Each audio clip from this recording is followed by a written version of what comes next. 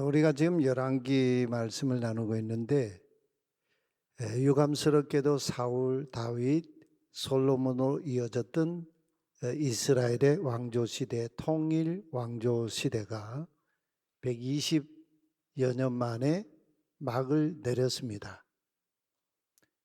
왕이 다스리는 왕정 시대가 돌입하게 된 이유가 사사기 맨 마지막 장 21장 25절에 한 절에 축약이 돼서 나오고 있죠. 그 시대에 이스라엘에는 왕이 임금이 없었다. 그래서 사람마다 각 사람마다 자기 소견에, 자기 눈에 옳다고 생각하는 대로 일을 행하였다. 이렇게 사사기 21장 마지막 절에서 증언합니다. 근데 여러분, 이 말씀이 얼마나 모순된 말씀입니까? 굉장히 모순된 얘기거든요. 이 한마디 속에 모순이 들어있고 역설이 들어있습니다. 이스라엘에 왕이 없었다는 말은 말 자체가 성립이 되질 않는 얘기예요. 이스라엘의 왕은 이스라엘의 하나님 야훼시죠. 즉 하나님을 자기 왕으로 모시지도 않았고 인정하지도 않은 시대이다 보니 이스라엘 사람마다 각 사람이 자기 소견, 자기 눈에 옳다고 생각하는 대로 살아갔다는 거죠. 그러면서 그들이 주장한 게 있었습니다. 우리에게도 왕을 세워주소서 했습니다. 왕이 있는데 왕이 없다는 그런 시대를 만들어 놓고 우리에게 왕을 세워달라고 했습니다. 그래서 하나님께서 그들의 그 요구를 들어주시면서 첫 번째 왕으로 사울을 세우시죠.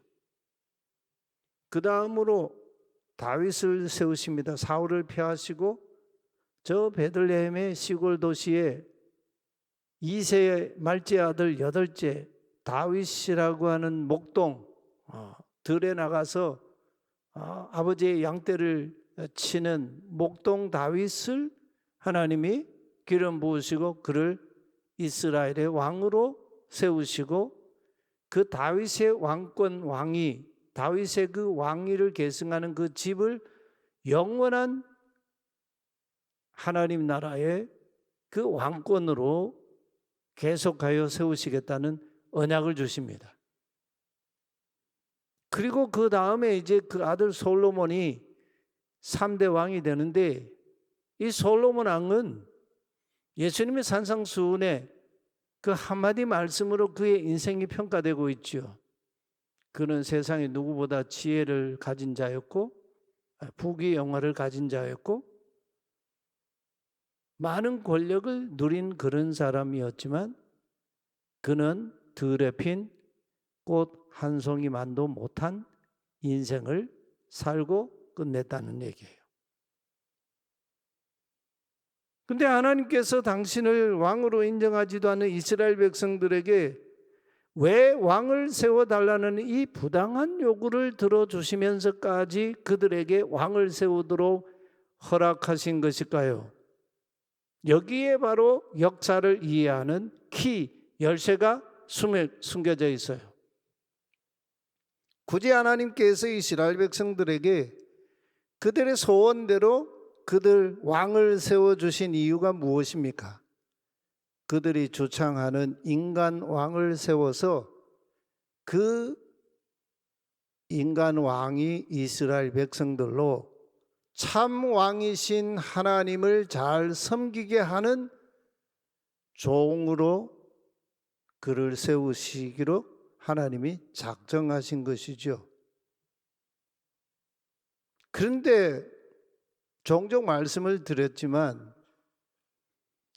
이 신경 심리학자인 이언 로버슨이라고 하는 분이 승자의 뇌라고 하는 책을 썼는데 그 책에서 이 권력이라고 하는 인간의 권력의 속성을 분석을 했어요.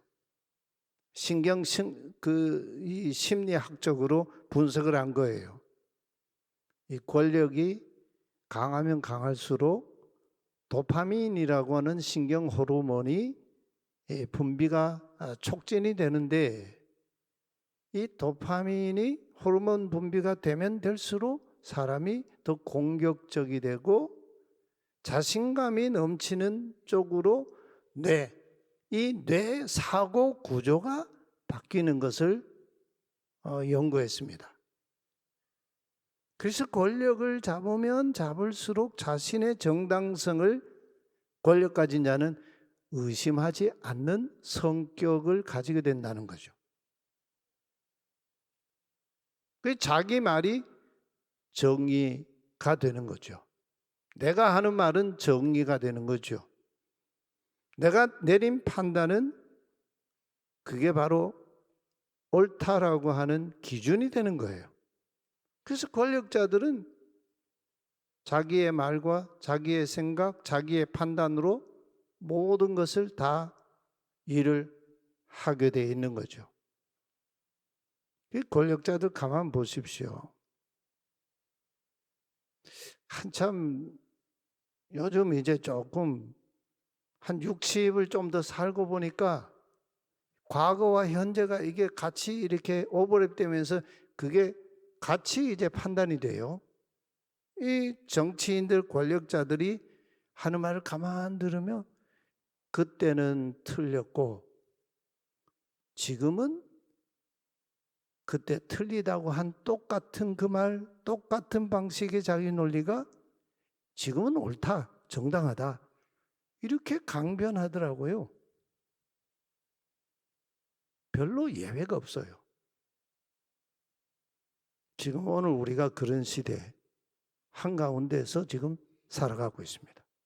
그러니까 백성들이 왔다 갔다 혼돈하는 거죠.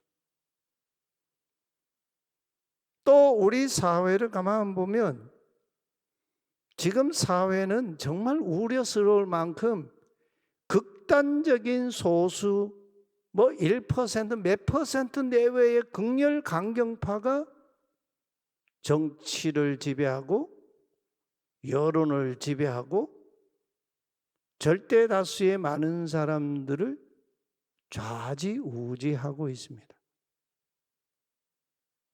어느 나라든 그래요. 우리나라도 지금 굉장히 걱정스러운데 미국도 트럼프 정부가 들어서면서 굉장히 지금 염려가 되고 있죠. 미국이 저런 미국이 아니거든요. 사회 현상이라고는 하지만 그렇다고 해서 이런 현상이 옳다, 정당하다 그렇게 말할 수는 없는 거죠. 시편 5편에 저는 이 다윗의 시편 5편을 너무너무 이렇게 가슴 속에 이렇게 살아있는 그런 시인데, 다윗의 이 시편 5편의 이 노래를 보면요 참 놀라워요. 오 야훼여 나의 말에 귀를 기울여 주십시오. 내가 하는 말에 야훼께서 귀 기울여 주십시오. 오 야훼여 내 한숨 짓는 나의 심정을 헤아려 주십시오. 아주 옛날 번역 성경에는 나의 심사를 통촉해 주십시오. 여기 앉아 계신 분들의 어감으로는 그 옛날 번역이 몸에 딱 닿아요. 나의 심사를 통촉해 주십시오.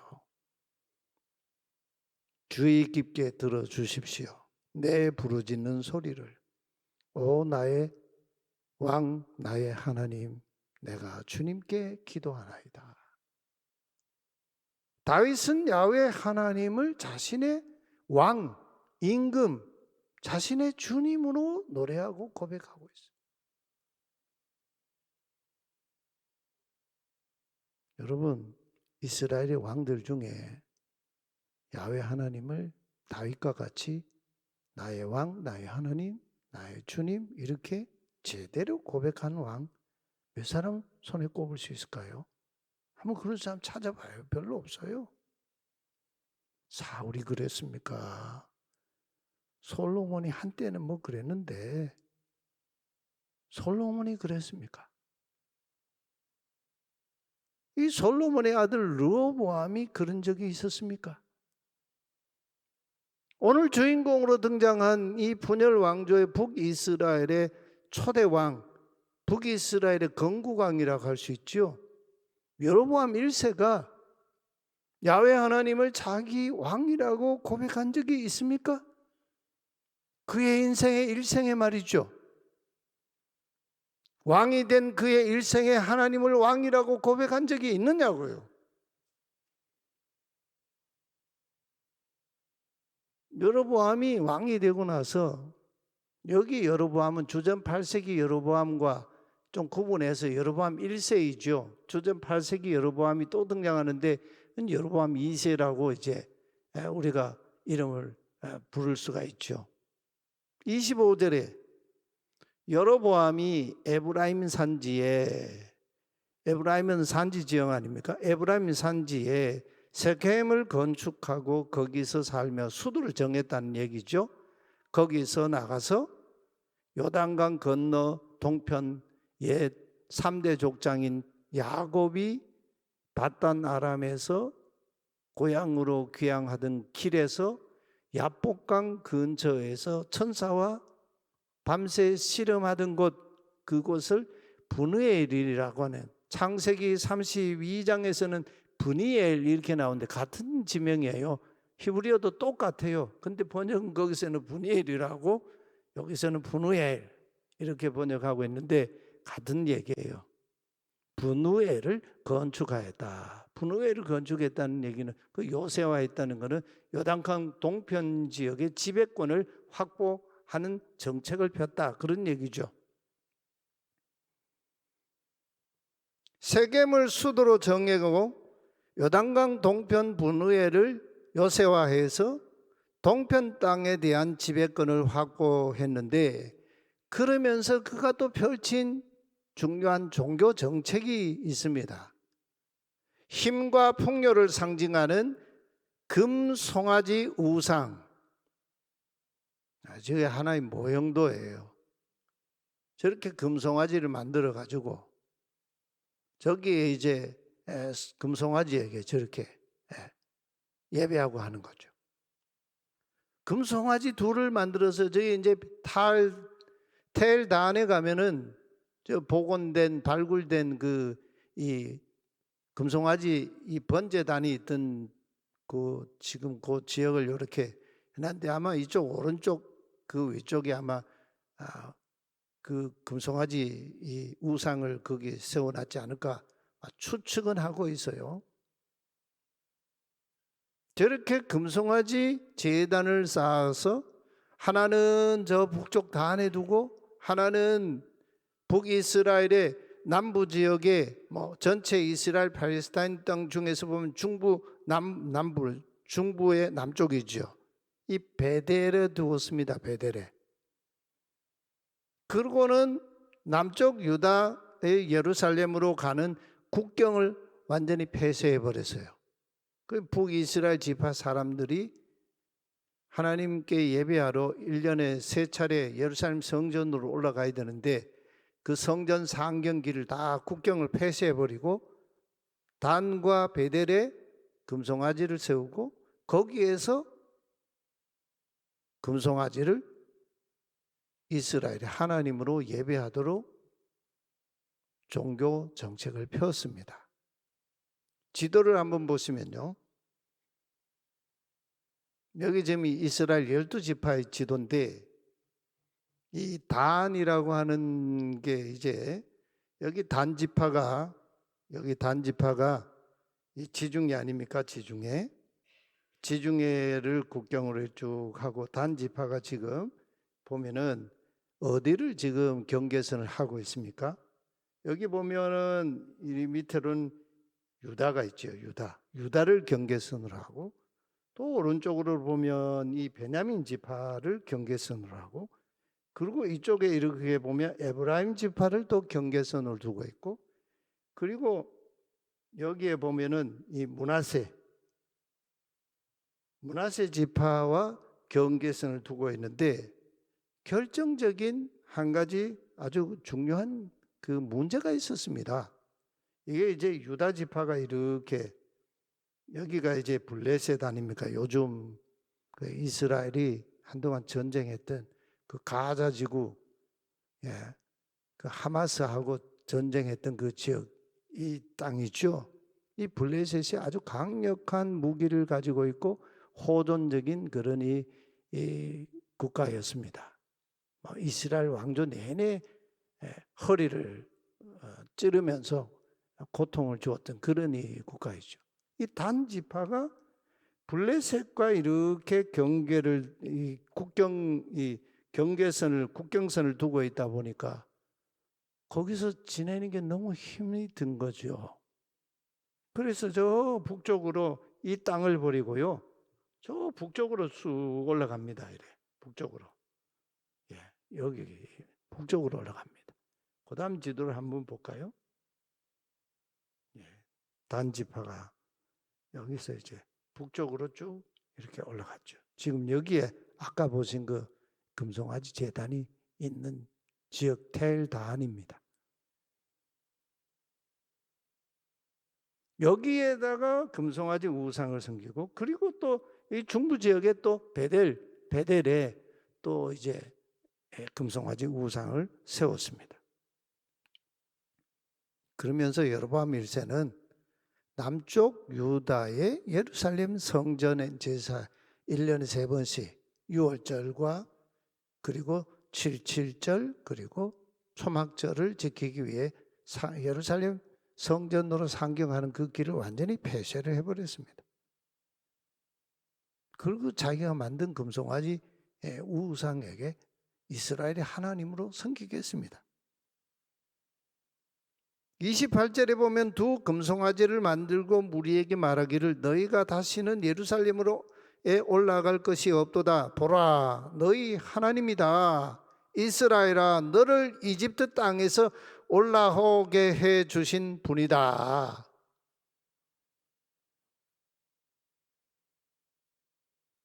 십계명 1계명이 나 외에 다른 신을 만들지 말라는 말씀 아니에요. 여로보암이 이걸 몰랐을까요? 그럴 리가 있습니까? 뼈에 사무치도록 어릴 때부터 들었던 말씀이에요. 아주 해괴망측한 정책을 펴는 여로보암 1세를 우리가 보게 됩니다. 열왕기 기자는 이 여로보암 1세의 정책을 두고 이 일이 죄가 되었다, 이렇게 평가를 하고 있어요. 이 일이 죄가 되었다. 왜냐하면 백성들이 단까지 가서 또 베델에 가서 금송아지 하나에게 예배함이로라. 또 여로보암 1세는요, 두 곳에 금송아지 제단만 쌓은 게 아니고 곳곳에 산당을 지었어요. 그리고는 레위 지파 사람 출신 레위인이 아닌 보통 일반 백성들, 자기 정책을 따르는 그런 사람들을 다 불러 모았지 않겠습니까? 그 사람들을 제사장으로 세웠습니다. 그리고 8째 달 15일에 명절을 만들어서요, 원래 초막절은 7째 달 15일부터 지키는 거 아니에요?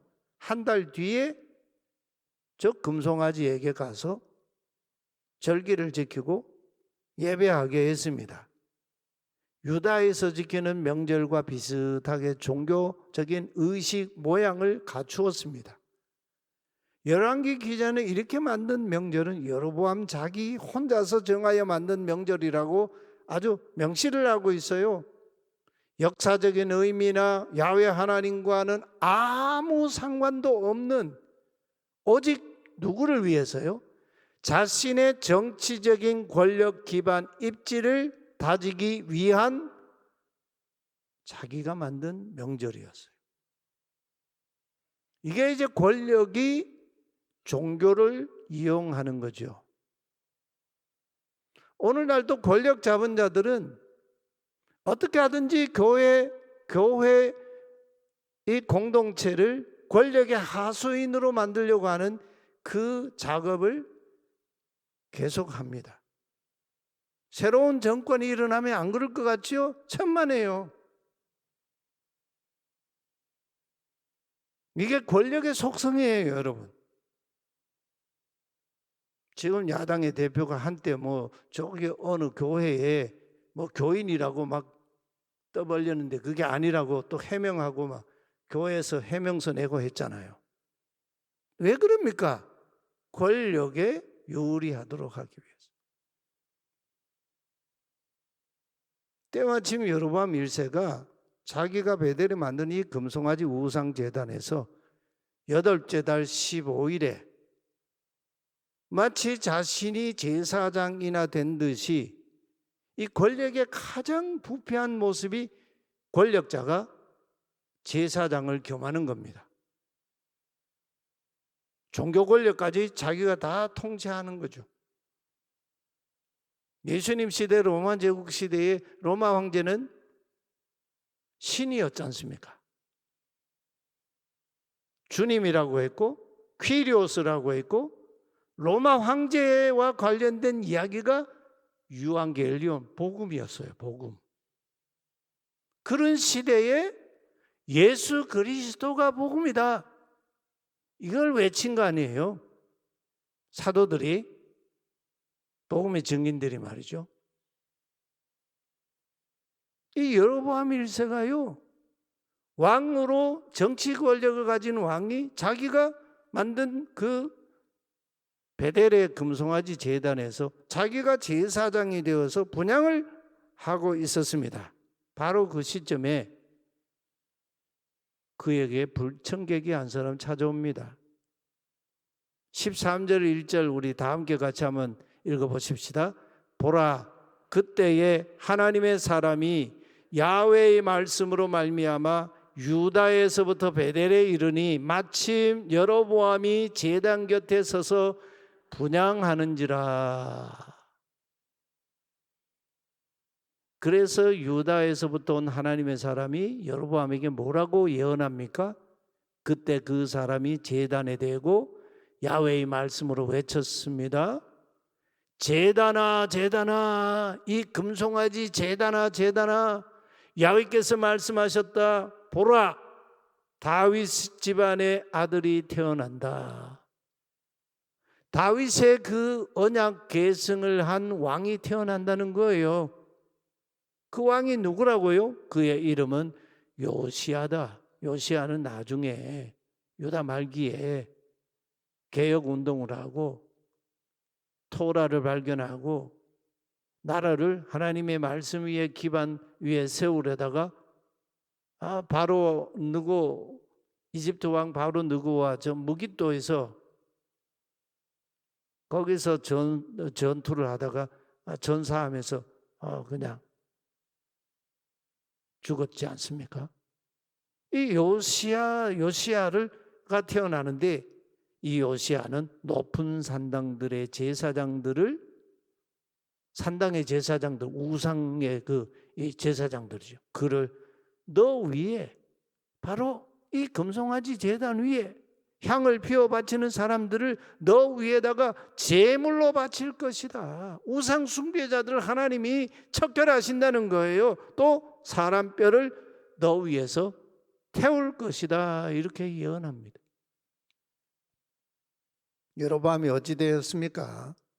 이 북이스라엘의 장군왕, 초대왕 이 여로보암이 자기 왕권, 그것도 권력이라고요, 왕이 되었다고? 자기가 스스로 얻은 권력도 아니지 않습니까? 사람이 이렇게 간사해요.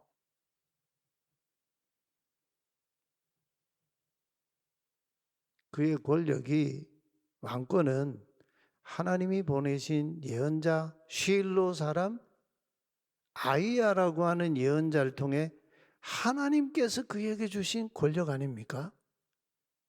북이스라엘 열 지파의 그 왕이 되게 하셨잖아요. 이 아히야가 들에서 여로보암을 단둘이 만나가지고 아히야가 새 옷을 입고 갔는데 그 새 옷을 12조각으로 찢었습니다. 이 옷을 찢는다고 하는 것은 그 역사적인 개인적인 시대적인 이 탄식과 통탄이 묻어 있는 그런 이 상징적인 하나님 나라의 사건 행위이죠. 이 아히야가 자기 이 새 옷 겉옷을 12조각으로 찢어가지고 10조각을 여로보암에게 주면서 이것을 가지라. 이스라엘 하나님 야훼 말씀하시다. 나 야훼가 이 나라를 솔로몬 손에서 찢어 빼앗아 10지파를 너에게 주고 오직 내 종 다윗을 위하고 이스라엘 모든 지파 중에서 택한 성읍 예루살렘을 위하여 한 지파를 솔로몬에게 주리라. 여기 한 지파는 유다 지파를 중심으로 유다 지파에 이렇게 거의 흡수되다시피 한 베냐민 지파 작은 지파를 거기에 붙여가지고 남쪽 유다 왕조를 주겠다 이렇게 예언합니다. 그 이유는 이스라엘이 나 야훼를 버리고 시돈 사람의 여신인 아스타롯과 또 모압의 신인 그모스와 암몬 자손들이 섬기던 신 밀곰을 경배하며 그의 아버지 솔로몬의 아버지 다윗이 하나님 앞에서 걸었던 그 길을 걷지 아니하여 내 길로 행하지 않았기 때문이다. 걷지 않았기 때문이다. 참 기가 막힌 얘기 아닙니까? 솔로몬이요. 아버지 다윗이 걸었던 하나님의 그 길을 걷지를 않았어요. 그래서 나 야훼의 눈에 정직한 일과 내 법도와 내 율례를 행하지 아니하였기 때문이다. 그냥 솔로몬의 통치 40년을 그냥 이 한마디 말씀 속에 다 담아버렸어요. 여러분, 우리 인생이 아무리 화려하고 아무리 권력을 잡고 아무리 인기가 있고 그래도요, 하나님이 우리 인생을 하나님의 말씀에 저울 위에 달아놓고 한마디로 그냥 평가해 버리실 때가 있어요. 너는 다윗과 같이 내 말씀의 길을 걷지 아니하였다. 나 야훼의 눈에 정직한 일과 내 법도와 내 율례를 행하지 아니하였다. 이렇게 평가하면 이건 끝나버리는 거 아니에요. 이렇게 하나님께서 하나님 나라에 두 왕조, 북왕조와 남왕조를 만드신 이유를 말씀을 하셨습니다. 그리고 여로보암에게 그 과정 속에서 왕이 되게 하셨어요. 근데 이 여로보암이 왕이 되고 나서 아히야 예언자를 통해서 하나님의 그 말씀을 듣고 자기를 이 북이스라엘 10지파의 왕으로 세우시는 그 하나님의 뜻을 깊이 고뇌하고 역사를 다시 성찰하고 하나님 앞에서 이 왕권을 어떻게 행해야 하는가, 그걸 고민을 좀 제대로 했더라면요, 남쪽 유다의 잘못된 이 왕과 그 왕조가 북왕조를 보면서 이 선한 경쟁력을 가지고 하나님 나라의 길로 정신을 차리고 중심을 잡아갔지 않겠습니까? 근데 이 여로보암은요, 중증 영적 치매 환자였습니다. 뇌가 바뀌어버렸어요. 북쪽의 단과 베델에 금송아지 우상을 만들고 제단을 만들고 자기 멋대로 명절을 만들어 가지고 8째 달 15일에 막 명절을 지키면서 자기 왕권을 강화시켰습니다. 하나님의 말씀을 실생활에서 기억해내지 못하는 사람은 영적 치매 환자입니다. 그러니 이런 영적 치매 환자가 되어버린 여로보암에게 하나님께서 또 예언자를 보내시는 거죠. 남유다에서 익명의 하나님의 사람 예언자를 보내셨습니다. 여로보암이 자기가 만든 베델의 금송아지 우상 제단에서 스스로 제사장이라면서 분향하고 있는 바로 그때에 하나님의 사람이 그 현장에 나타나서 제단아 제단아 하면서 여로보암을 심판하시겠다는 하나님의 예언을 쏟아냈습니다. 그때 여로보암 좀 보십시오. 그때라도 하나님 앞에 자복하고 회개하고 하나님의 은혜를 구했다면 하나님이 여로보암을 제2의 다윗과 같은 인물로 들어 쓰시지 않았겠습니까? 참 유감스러워요. 그런데 우리가 역사에서 아시듯이 여로보암 1세는요. 두고 이스라엘 역사에 하나님을 대적하고 범죄한 자의 전형적인 그 길의 표본으로 여로보암 1세가 등장하고 있어요. 하나님 안중에도 없었어요. 하나님의 말씀을 선포하는 예언자를 향해 분향하던 손을 뻗어가지고 저 사람을 잡아라 했습니다. 하나님께서 그때 무슨 사건이 일어나게 했었습니까? 그 하나님의 사람을 향해 뻗었던 그 손을 하나님이 손을 그냥 말려버렸어요. 손이 그냥 말라버려가지고 내뻗기는 했는데 다시 자기 쪽으로 거둬들이지를 못했어요.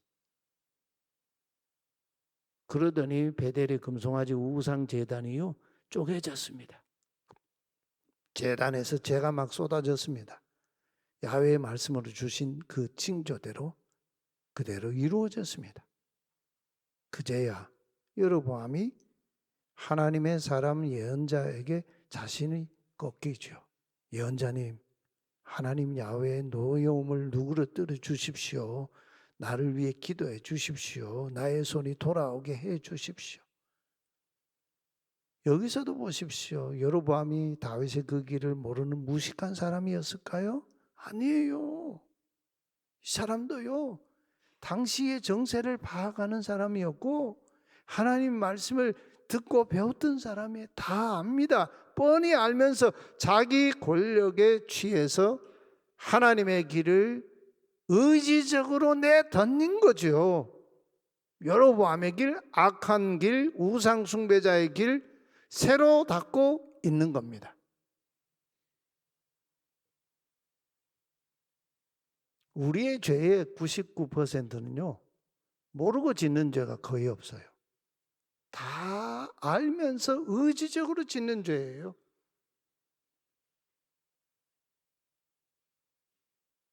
하나님의 사람을 향해 저주의 손을 뻗었던 그 사건이 있은 다음에 무슨 일이 일어났을까요? 다음 시간에 계속 이어가겠습니다.